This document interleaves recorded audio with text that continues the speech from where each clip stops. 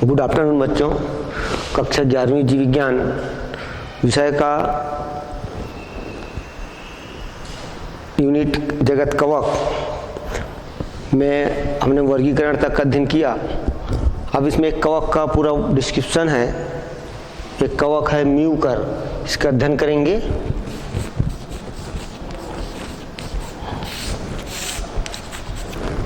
कवक म्यूकर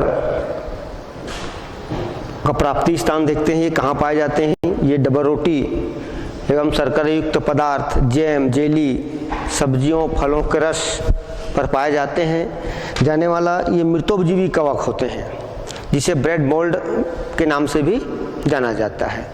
इसकी लगभग 150 जातियाँ ज्ञात है। इसमें 17 जाति मुख्यतः भारत में पाई जाती है। म्यूकर मिसुडो, म्यूकर रेशिमोसस और म्यूकर हिमेलिस इसकी प्रमुख जातियां हैं।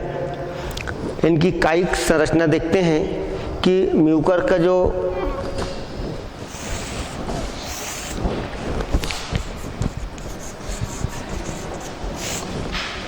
कवक तंतु होता है वो नॉन सेप्टेड होते हैं, अर्थात सिनोसिटिक बहुकेंद्रकीय एक कोशिकीय संरचना वाले होते हैं, शाखित होते हैं। इनके चारों ओर कोशिका भित्ति होती है, वह काइटिन की बनी होती है। फिर म्यूकर का पोषण, संरचना के बाद पोषण, क्योंकि मृतोपजीवी होते हैं अर्थात इसको हेट्रोफाइटिक बोलते हैं, जो सड़े गले कार्बनिक पदार्थों से अपना मृतोपजीवी के रूप में भोजन प्राप्त करते हैं। एक विशेष प्रकार के एंजाइम स्रावित करते हैं जो भोज्य पदार्थों पर जाकर भोज्य पदार्थों के सरल जटिल कार्बनिक पदार्थों को अपघटित कर देते हैं और उनको घुलनशील बनाते हैं, जिसको ये अवशोषण के माध्यम से म्यूकर अवशोषित कर लेता है। सामान्य पोषण की विधि है इसका। इसके पश्चात इसमें प्रजनन विधि, म्यूकर में प्रजनन जो है वो 3 विधि से होता है। पहला वर्धी जनन में इनके कोई कवक तंतु जो टूट जाता है और टूटे हुए एक टुकड़ा जो कवक तंतु है पुनः विभाजन के द्वारा एक बड़ा कवक तंतु का निर्माण करता है। इस प्रकार से ये विखंडन के द्वारा वर्धी जनन करते हैं। दूसरा है एसेक्सुअल रिप्रोडक्शन या अलैंगिक जनन।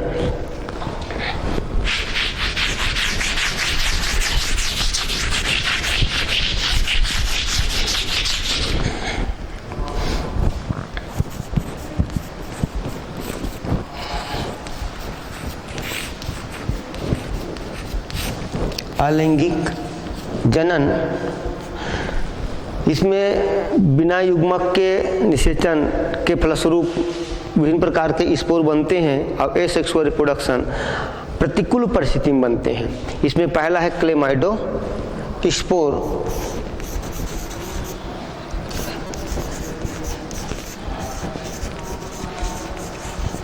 क्लेमाइडो स्पोर, इनके जो तंतु कवक तंतु होते हैं ये विशेष प्रकार के, ये कवक तंतु हुए, ये विशेष प्रकार के गोलाकार संरचना, मोटी भित्ति वाली गोलाकार संरचना बनाते हैं। इन संरचना को बोलते हैं क्लेमाइडो स्पोर। जब ये कवक तंतु सूख जाते हैं, ये नष्ट होते हैं, तो ये कवक तंतु अनुकूल परिस्थिति आने पर पुनः अंकुरित होकर नया कवक जाल का निर्माण करते हैं। दूसरा ऑइडिया के द्वारा, इनमें कुछ कवक तंतु ऊर्ध्वाधर वायवीय गति करते हैं और ये विभिन्न छोटे छोटे भागों में विभाजित होते हैं। इनके प्रत्येक भाग में केंद्रक होता है जिसको ऑइडिया कहते हैं। और ये ऑइडिया जो है इस फिलामेंट से अलग होने के बाद अंकुरित होता है और पुनः एक नया कवक तंतु का निर्माण करते हैं।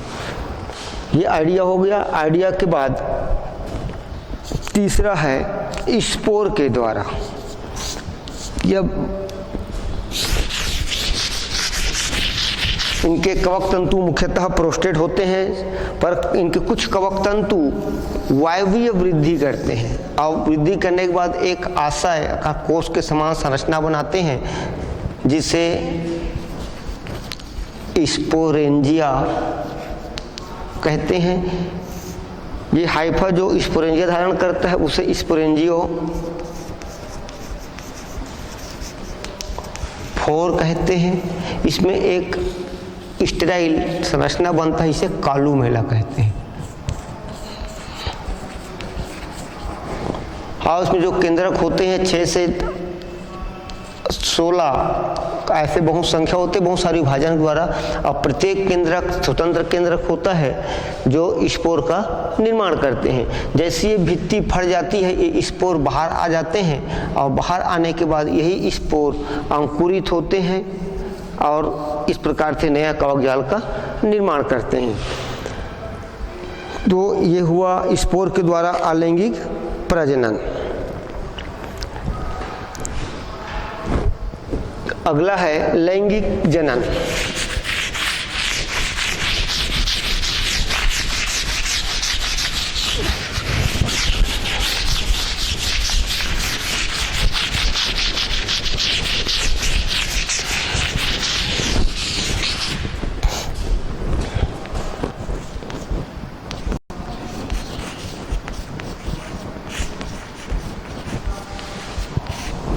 लैंगिक जनन। लैंगिक जनन में 2 बहुकेंद्रीय गेमिटेंजिया बनते हैं जिनके बीच संयुग्मन होता है, और एक दोनों जो गेमिटेंजिया होते हैं उनके संयुक्त पदार्थ आपस में मिलते हैं। इस प्रकार के जो संरचना होती है जिसमें 2 अलग अलग प्रकार के माइसीलियम ही गेमिटेंजिया का निर्माण करते हैं और फ्यूजन करते हैं, इसको हेटेरोथैलिज्म कहते हैं। हेटेरोथैलिज्म मतलब 2 अलग अलग प्रकार के माइसीलियम होंगे जो आपस में मिलेंगे। एक वैज्ञानिक हैं ब्लैक्सली ने 1904 में इसका अध्ययन किया था म्यूकर म्यूसिडो में, जिस समय 2 कवक सूत्र या कवक तंतु आपस में मिलते हैं, जिसको एक को धन बताएंगे और दूसरे को ऋण। ये जो माइसीलियम होते हैं ये विशेष प्रकार का एक संरचना बनाते हैं। दोनों माइसीलियम एक को ऋण से बताएंगे और दूसरे को धन से बताएंगे। तो ये जो माइसीलियम होता है इसको प्रोगेमिटेंजिया कहते हैं।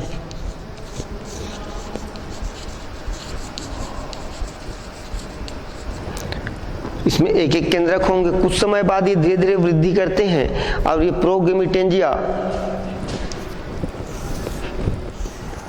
एक दूसरे के समीप आ जाते हैं।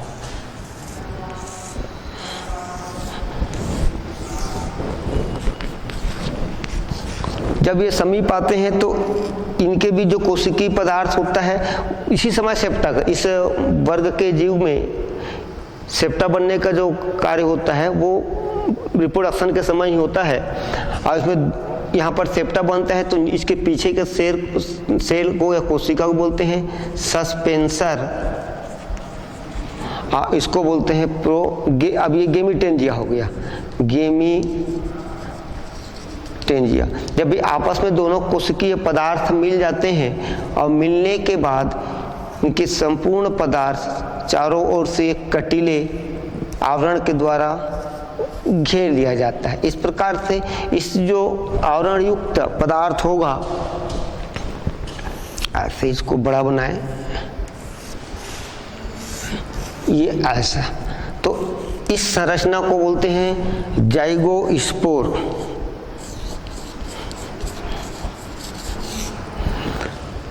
अब ये जाइगोस्पोर कुछ समय तक विश्राम करते हैं, कुछ महीनों तक विश्राम करते हैं।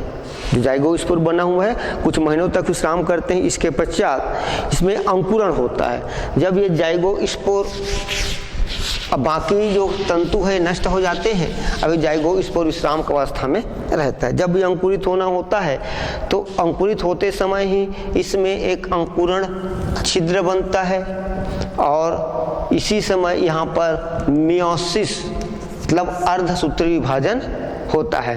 जब अर्धसूत्री विभाजन होता है तो ये 2n केंद्रक है, ये में n हेप्लोइड केंद्रक में विभक्त हो जाते हैं और एक विशेष प्रकार का फिर से स्पोरेंजियम बनाते हैं, स्पोरेंजियम बनाते हैं। अब ये जो तंतु बड़ा होकर आगे वृद्धि करता है इसको स्पोरेंजियोफोर कहते हैं।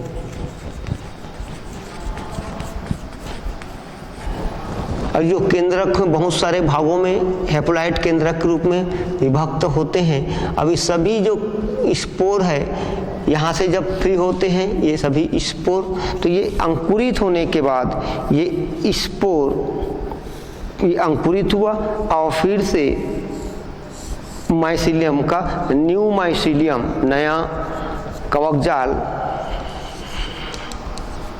का निर्माण करते हैं, फिर से नया माइसीलियम का निर्माण करते हैं। इस प्रकार से म्यूकरमिशिडों में विषम जालिकता बताया गया है। विषम जालिकता मतलब दो अलग अलग प्रकार के जाल, एक तो धन वाले होंगे और दूसरा ऋण चिन्ह वाले। क्योंकि इसको देखने में ऐसा प्रतीत होता है कि एक ही प्रकार का होगा, पर ये कार्यकीय दृष्टि से भिन्न होते हैं। ये म्यूकर में सेक्सुअल रिप्रोडक्शन। इसके बाद लाइकेन,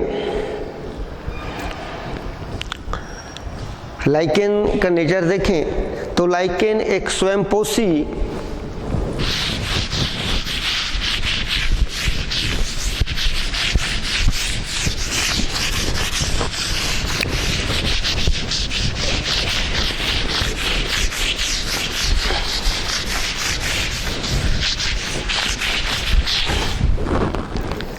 लाइकेन जो है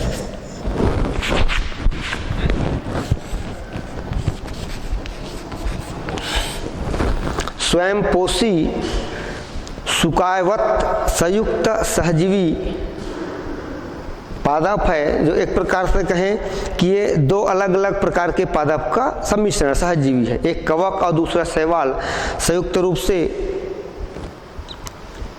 आपस में जुड़े होते हैं। हरा होता है, स्वयंपोषी होते हैं, बहुकोशिकीय होते हैं। इसका इनके पादप जगत के सदस्य माने जाते हैं। इसमें दो सदस्य होते हैं, एक कवक और दूसरा शैवाल। कवक और दूसरा शैवाल। कवक वाले सदस्य को बोलते हैं माइकोबियांट और शैवाल वाले सदस्य को बोलते हैं फाइकोबियांट।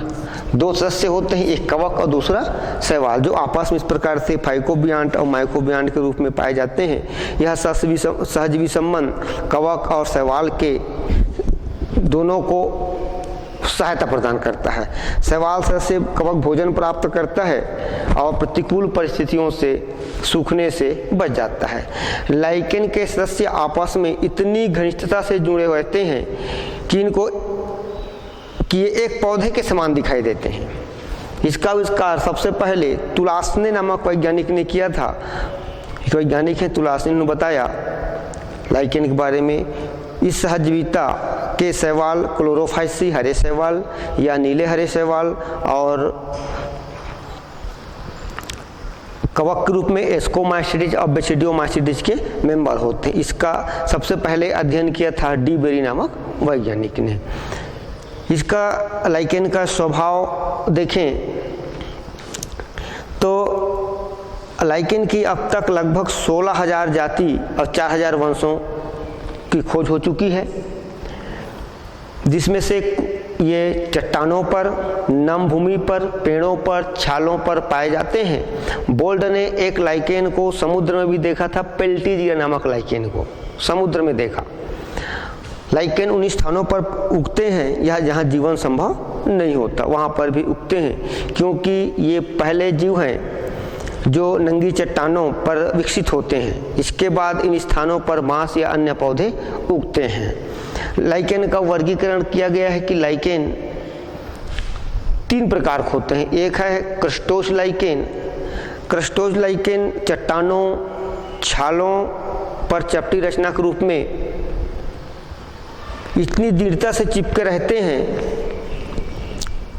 कि इनके सुखाए के बिना टूटे, अगर उनको तोड़े तो टूट जाता है, अलग नहीं किया जा सकता। जैसे ग्रेफिश या हीमेटोमा इत्यादि में। दूसरा है फोलिएज लाइकेन। ये लाइकेन पतले पालीवत पत्ती के समान चपटे होते हैं, पतली पतली तंतु रचना के द्वारा जुड़े होते हैं ये। उदाहरण देखें इसका तो फाइसिया और पेल्टीजेरा। तीसरा लाइकेन है फ्रुक्टोस लाइकेन। ये चपटे शाखित फीते के समान तंतुवत होते हैं। इनकी कुछ शाखाएं ऊर्ध्वाधर सीधे खड़े होते हैं, इसलिए झाड़ी के समान भी दिखाई देते हैं। इसको देखने में ऐसे प्रतीत होता है कि झाड़ी है। इनको झाड़ी लाइकेन के नाम से भी जानते हैं। इसका उदाहरण है क्लेडोनिया इत्यादि। फिर लाइकेन के आर्थिक महत्व।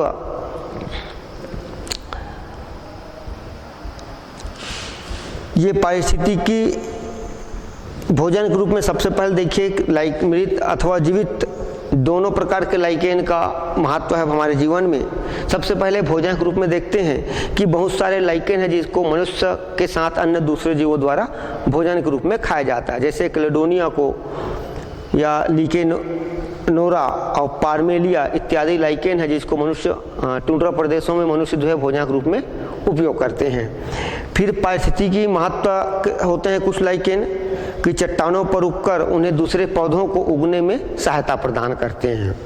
इसके बाद है कुछ लाइकेन को दवा के रूप में उपयोग करते हैं। कुछ लाइकेन का नाम है यहाँ पर।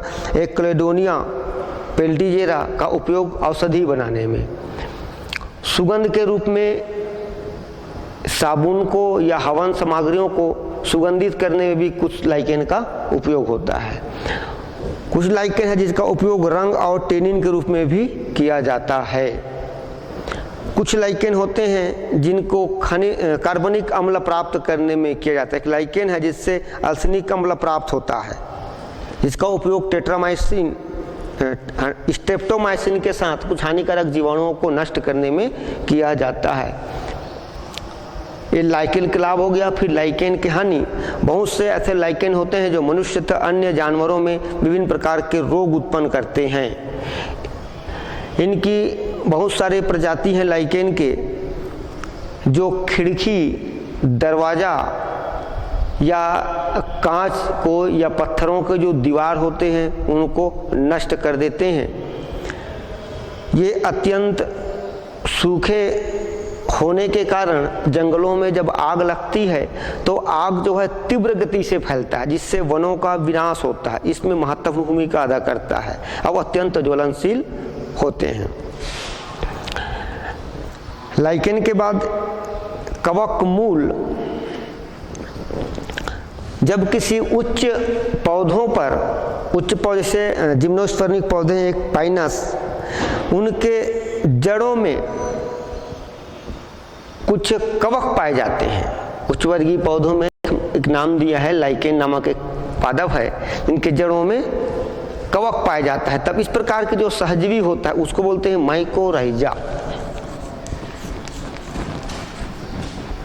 माइकोराइजा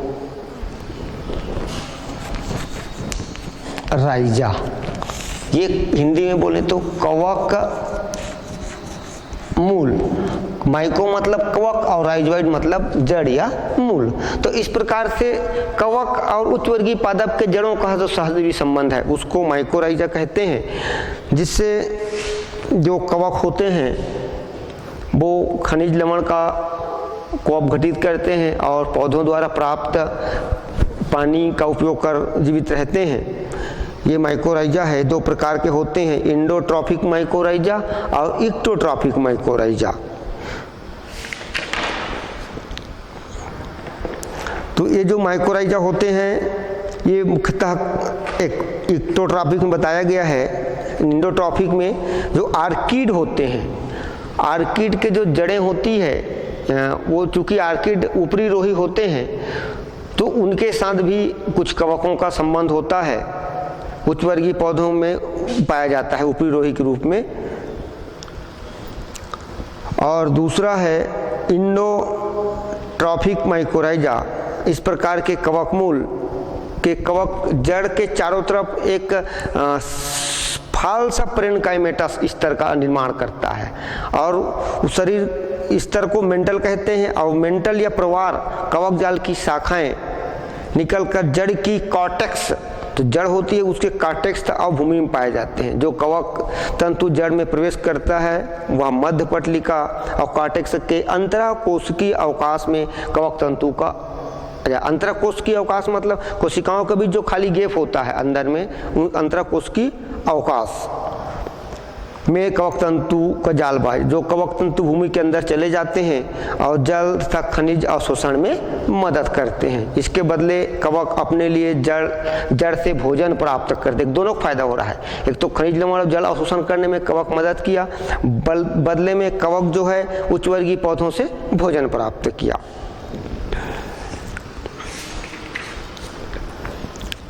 इसके बाद आर्थिक महत्व के, कवकों का कुछ आर्थिक महत्व है।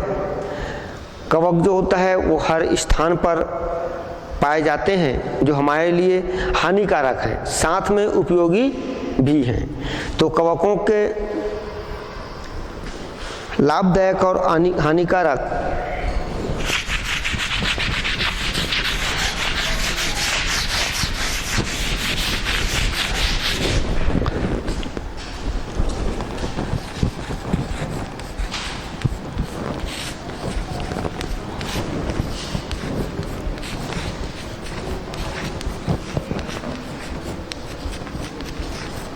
कवकों का आर्थिक महत्व।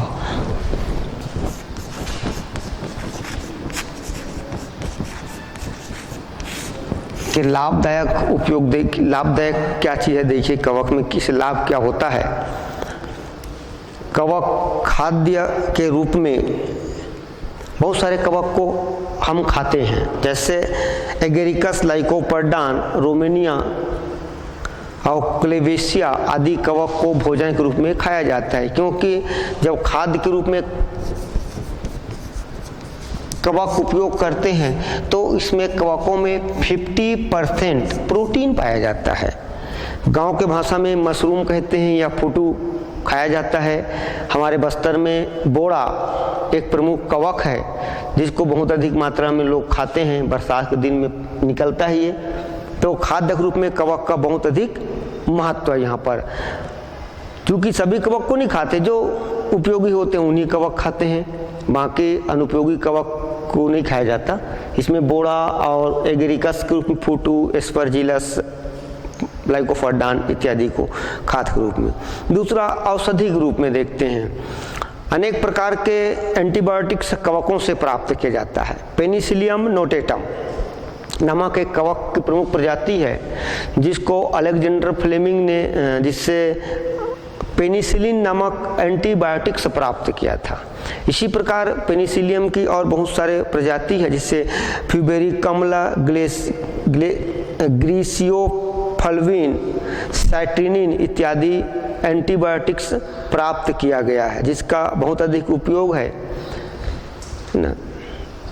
हाँ, इसके अलावा इसमें कई प्रकार के विटामिन तथा अन्य दवाइयाँ भी कवकों से प्राप्त किया जाता है। पेनिसिलियम नोटेटम की जो प्रजाति है उससे पेनिसिलिन, और इसी प्रकार से पेनिसिलियम की और प्रजाति है, पेनिसिलियम प्यूबेरुलम, पेनिसिलियम सिट्रिनिन, पेनिसिलियम क्लेविफॉर्मी इत्यादि प्रजाति हैं जिससे एंटीबायोटिक्स प्राप्त किया जाता है।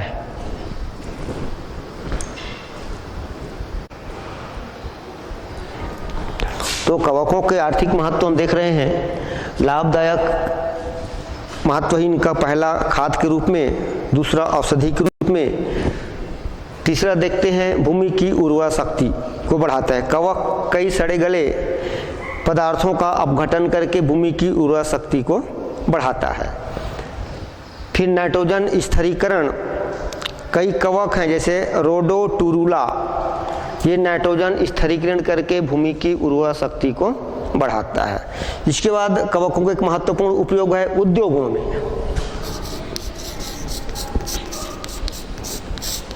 उद्योगों में पहला बेकरी उद्योग, ईस्ट नामक जो कवक है वह दूसरे कवकों को आटे में गूंथकर ब्रेड बनाई जाती है, इससे रोटियां स्पंजी हो जाती है। तो ईस्ट का उपयोग डबल रोटी बनाने में, बेकरी उद्योग में किया जाता है। इसके बाद ईस्ट का उपयोग शराब बनाने में, क्योंकि ईस्ट में जाइमेज एंजाइम जो होता है वह कार्बोहाइड्रेट को अल्कोहल में अपघटित कर देता है, इसलिए शराब उद्योग में ईस्ट का बहुत महत्वपूर्ण उपयोग है। फिर रासायनिक उद्योग में कई प्रकार के अम्लों तथा अन्य रासायनिक वस्तुओं के निर्माण में कवकों की सहायता से किया जाता है। जैसे साइट्रिक अम्ल एस्परजिलस नाइजर से प्राप्त होता है, ग्लूकानिक अम्ल पेनिसिलियम परप्यूरोजेनम की जाति से, फिर म्यूकर तथा राइजोपर की जाति से फ्यूमेरिक अम्ल प्राप्त किया जाता है। इस प्रकार से रासायनिक उद्योगों में भी कवकों का बहुत अधिक महत्व है। पनीर उद्योग में पेनिसिलियम राक्यूफोर्टाई नामक कवक की सहायता से दूध से पनीर तैयार किया जाता है। फिर एंजाइम प्राप्त करने में या एंजाइम बनाने में एस्परजिलस से एमाइलेज एंजाइम प्राप्त करते हैं और ईस्ट से जाइमेज एंजाइम प्राप्त किया जाता है। इसी प्रकार से और कई कवक हैं जिससे कई प्रकार के एंजाइम प्राप्त करते हैं। हार्मोन्स के निर्माण में जिब्रेइन नामक एक हार्मोन्स है जिसको जिब्रेला फ्यूजिकुलाई नामक कवक से प्राप्त किया गया था। सबसे पहले है ना प्रोफेसर कुरोसावा के द्वारा प्राप्त किया गया था, जो एक महत्वपूर्ण पादप हार्मोन्स है जो पौधों की लंबाई बढ़ाने में सहायक होते हैं।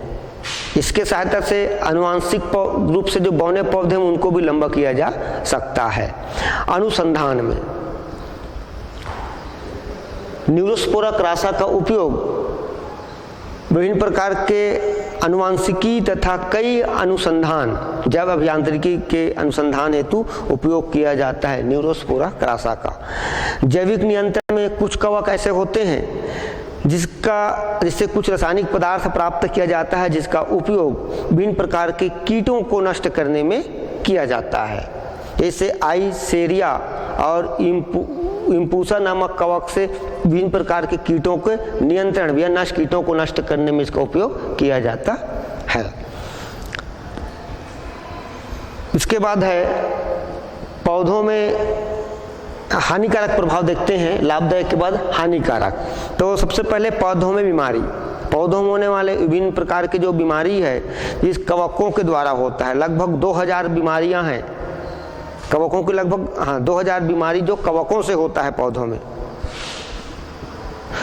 कवकों की 2000 जातियों से पौधों में विभिन्न प्रकार की बीमारी होता है। जैसे स्टेम गॉल ऑफ कोरिएंडर, ये जो धनिया में जो बीमारी होता है ये कवक से होता है। उसी प्रकार से ब्लेड ब्लेट ऑफ पोटैटो फाइटोप्थेरा इन्फेस्टेंस नामक कवक से होता है। अल्टरनेरिया सोलेनाई के द्वारा आलू में अर्ली ब्लाइट ऑफ पोटैटो, गेहूं का काला रस्ट रोग पक्सिनिया ग्रेमिनी टीटीसाई, गेहूं का लूज स्मट अस्टिलेगो टीटीसाई के द्वारा, ये विभिन्न प्रकार के जो रोग हैं विभिन्न प्रकार के कवक हो, टेपरीना के द्वारा होता है। ऐसे बहुत सारे कवक हैं जो पौधों में विभिन्न प्रकार के रोग उत्पन्न करते हैं। उसी प्रकार से बहुत सारे ऐसे कवक हैं जो मनुष्यों में रोग उत्पन्न करता है। जैसे मोनिलिएसिस नामक एक बीमारी है जो कैंडिया एल्बिकेस नामक कवक से होता है। एस्परजिलेसिस बीमारी एस्परजिलस फ्लेवस से। दाद, मनुष्य में एक बीमारी होता है दाद, रिंग जिसको बोलते हैं रिंग वर्म, ये माइक्रोस्पोरम कैनिस नामक कवक से होता है। इस प्रकार से मनुष्यों में बहुत सारे बीमारी कवकों के द्वारा होता है। फिर कवकों का अगला हानिकारक प्रभाव है कि वो पदार्थों का नाश करता है। बहुत सारे पदार्थ हैं प्रकृति में जिनका वो नाश करता है, जैसे लकड़ी का नाश, फोमिस पोरिया इत्यादि जो कवक होते हैं वो लकड़ी के महत्वपूर्ण लकड़ियों को सड़ा देते हैं, उनको नष्ट कर देते हैं। बहुत सारे कवक होते हैं वो रेडियो और विद्युत केबल्स होते हैं, केबल्स विद्युत उपकरण होते हैं, उनको भी नष्ट कर देते हैं।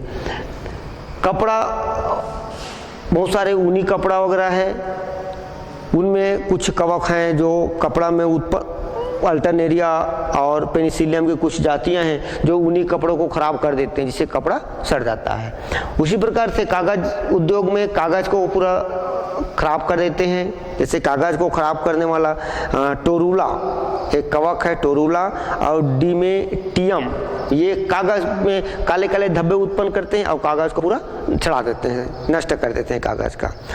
इसी प्रकार से और बहुत सारे कवक होते हैं जो चमड़ा, जूट, रबड़ इत्यादि को नष्ट कर देते हैं। फिर एक महत्वपूर्ण कवक है क्लीवीसेप्सा पर्पुरिया, जिससे LSD नामक एक पदार्थ प्राप्त होता है। LSD lysergic acid di ethyl amide, ये एक हानिकारक पदार्थ है जिनको कवक विष कहते हैं। ये इनको खाने से मनुष्य के शरीर में ऐंठन और मांस सड़ने लगता है, शरीर का ऐंठन भी होता है और मांस जो होता है वो सड़ने लगता है। यह राई का एक परजीवी है क्लीवीसेप्सा पर्पुरिया, इससे ये हानिकारक पदार्थ LSD, इसे कवक विष कहते हैं।